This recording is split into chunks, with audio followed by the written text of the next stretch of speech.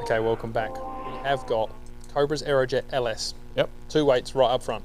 Yep, low spin version, right? So instead of the 1 weight in the back where they had it before, they've got 2 up here. That gives them the ability to obviously put more weight to the toe or the heel, so you got a little draw bias. Obviously you got the connector. You can change all the face open and closed and all that stuff as well. It's supposed to be lower spin, and it is quite a bit lower actually. Yep.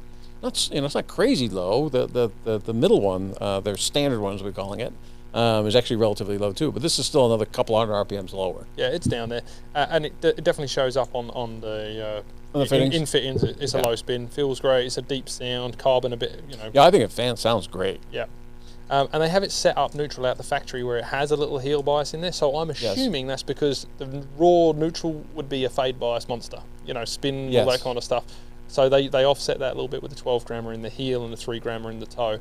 And I've messed around with mine a few. I've put them even. And when you move them back and forth, because you're moving what, 10 grams? You got 3 and 12, so 9 grams. 9 grams around. Net. Is it noticeable to you? When I put them even, I was hitting more fades. Right. So I kept the 12, and I actually stuck a tiny little bit of hot melt up front in the heel as well. I was messing around with a counterbalance shaft, and I wanted a bit more weight in there as well.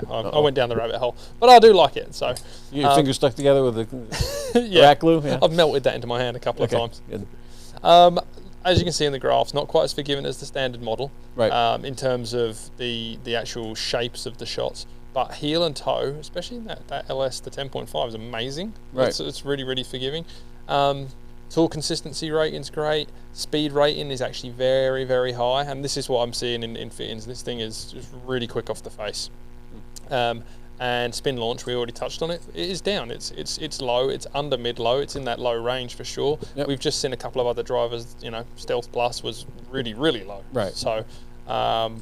There's not much more to say. They don't change the shape of these models drastically. No, they don't look crazy. No, compared to some where you see, the really big, ugly draw bias version, the tour versions, like a TSI 4. I bring that up because small. These all look relatively similar. You can see the difference in the size. You can definitely notice it, but it's not a huge difference. Yeah.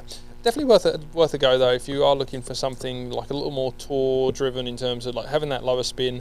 There's a couple out there. We got Triple Diamond this year, which was great. That's a great driver too. Stealth Plus, and then this. I mean, my big keys, and obviously LS Tech. I'm not leaving that one out, but these 3 models are super low spin, whereas the LX Tech kind of sat in that mid low area. Right.